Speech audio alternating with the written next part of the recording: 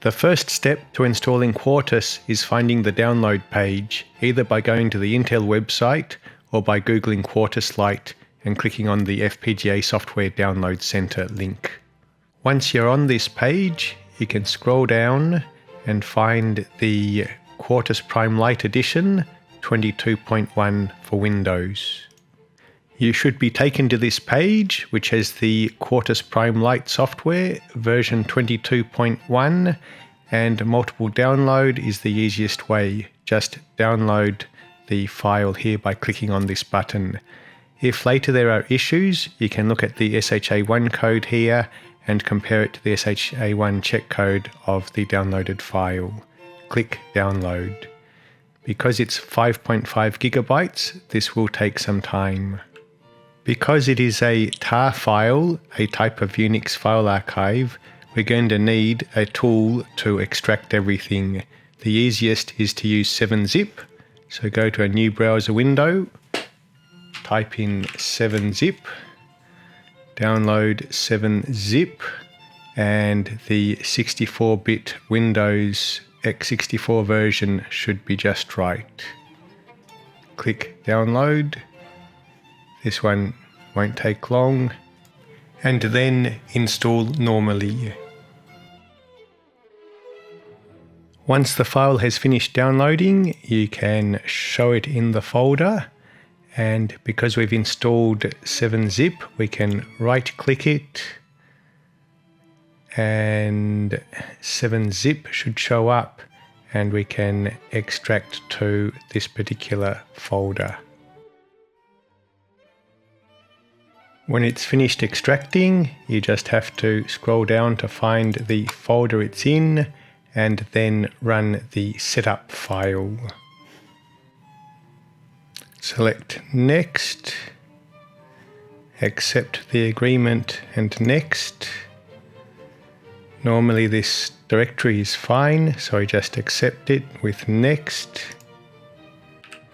If you want to save some space, you can deselect the help, as you can always Google, and you only need the device that you'll actually be using. If you're using, for example, the DE1-SoC development board, then we just need the Cyclone 5. Sometimes it's useful to include one or two of the Max FPGAs, because you can compile the design a lot faster under Quartus for a Max.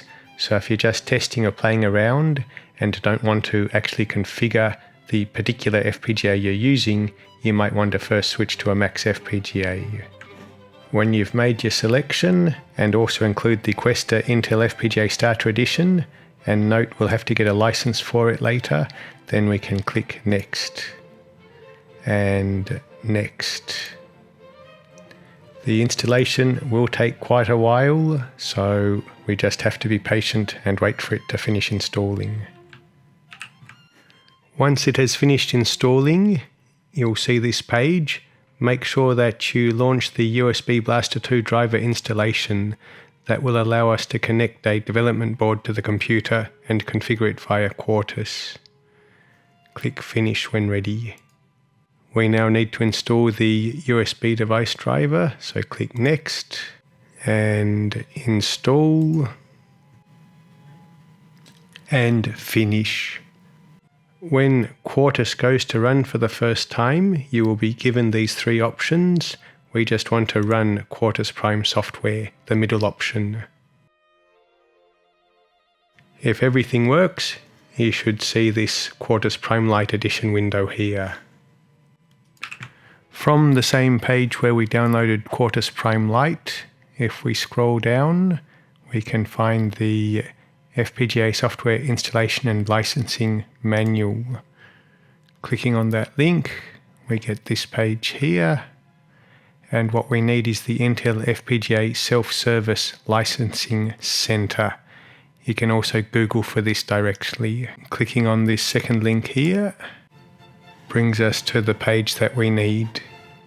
If you do not have an account, then you will need to enroll here. If you already have an account, then you can click here to sign in.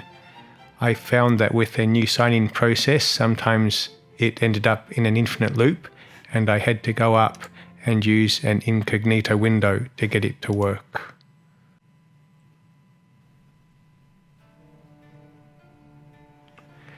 I've already set my login up to use the two-factor authentication, which is now required.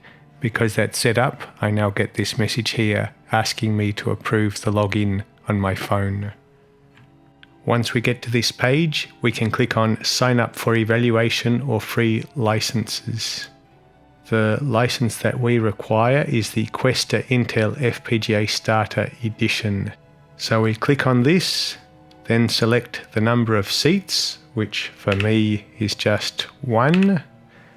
And agree that we've read this and check this if we don't want emails from Intel, then get license. Most likely you'll need to also create a new computer. The license is linked to your computer. So new computer, and now we have a choice of how we determine which computer we're using. Choose a computer name that you like. Under license type, we're going to choose fixed.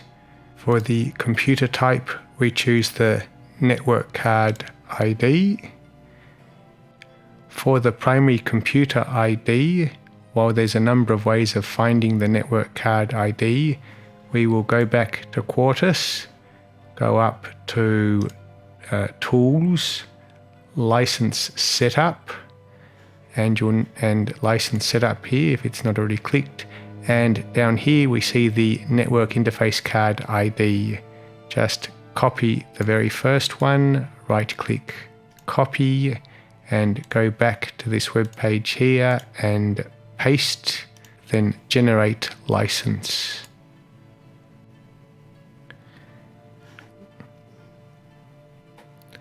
It tells us that our license will be generated and sent via email shortly. You now need to go to your email program, find the email from Intel. It will have a file attached to it, something license.dat. You download that from your email client.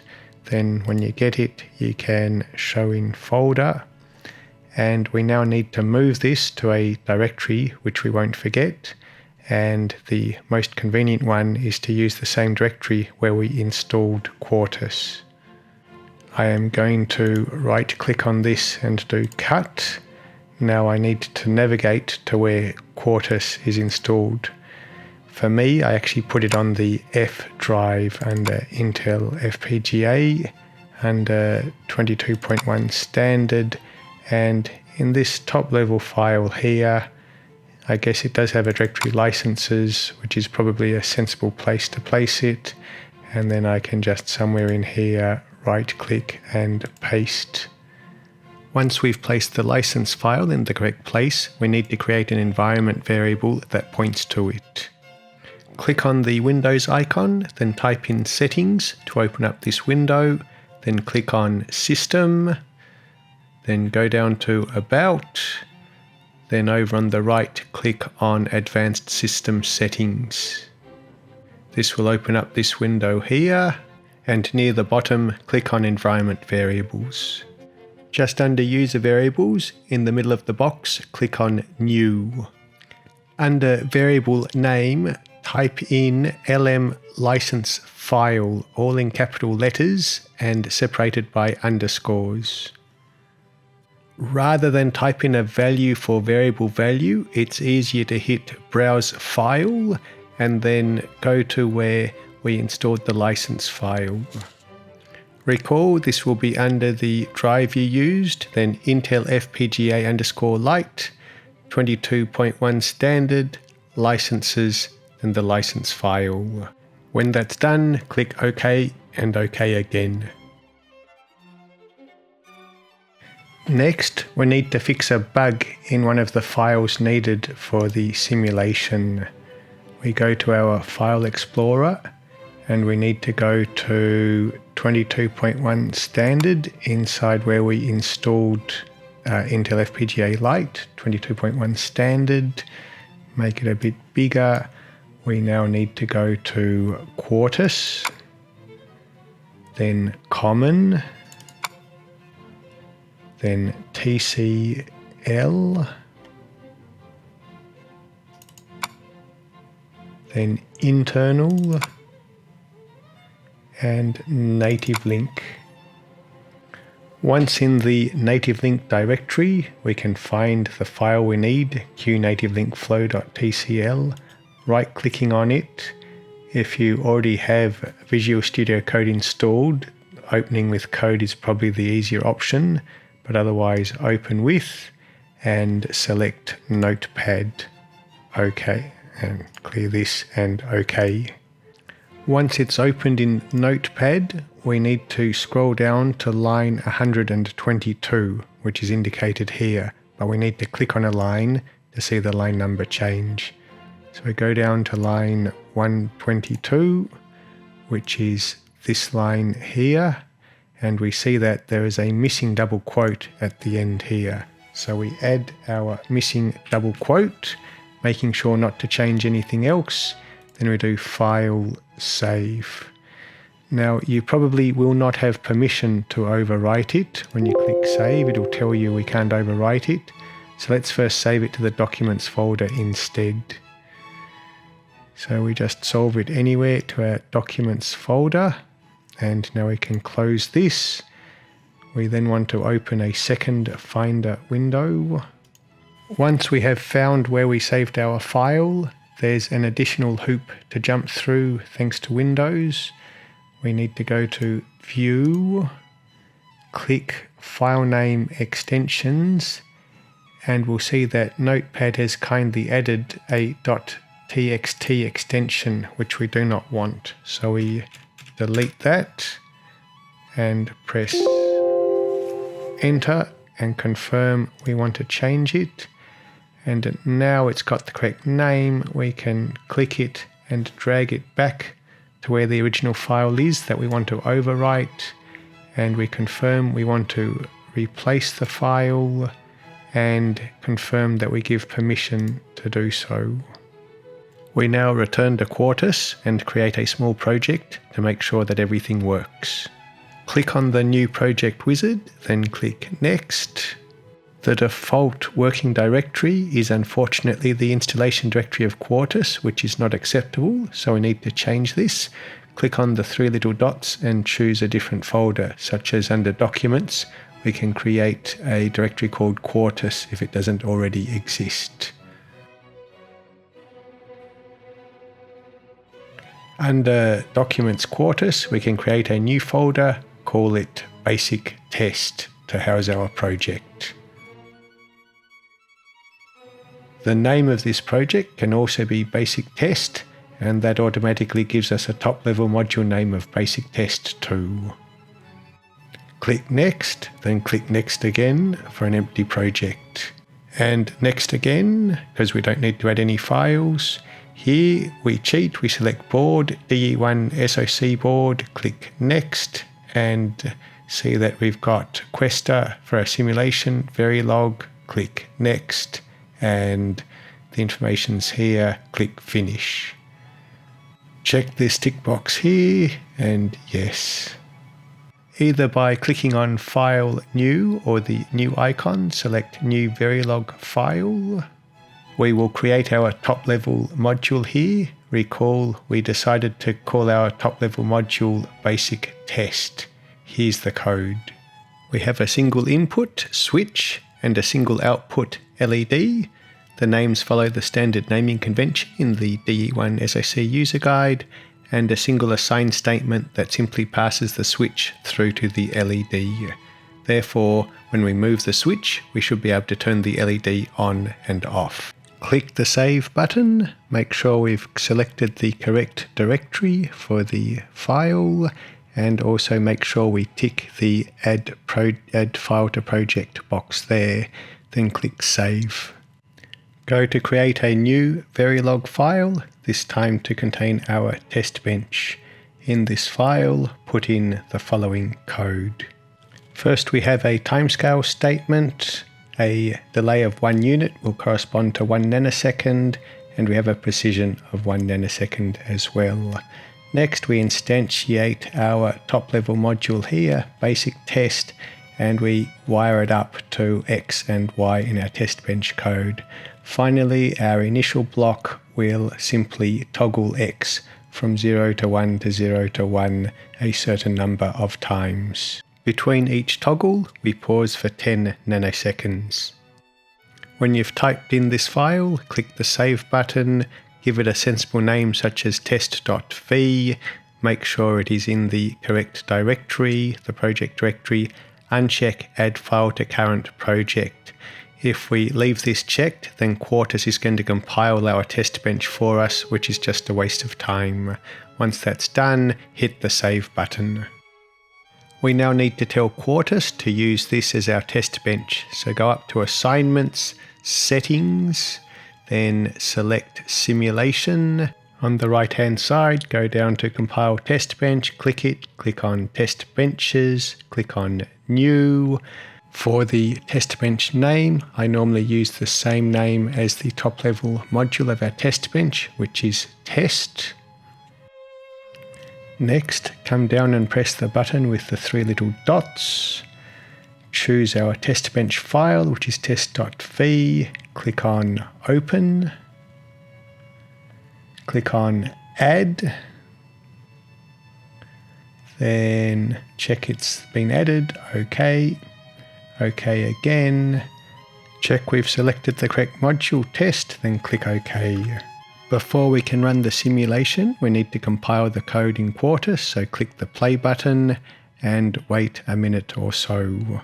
After compilation, always check for errors and warnings. In this case, we did not do our pin assignments, nor did we generate a clock in the design constraint file. As for warnings, there's nothing major here. We're therefore ready to run the simulation, so go to Tools, Run Simulation Tool, RTL Simulation, and wait for the Questa window to pop up. In the transcript window at the bottom of Questa, it will display various messages.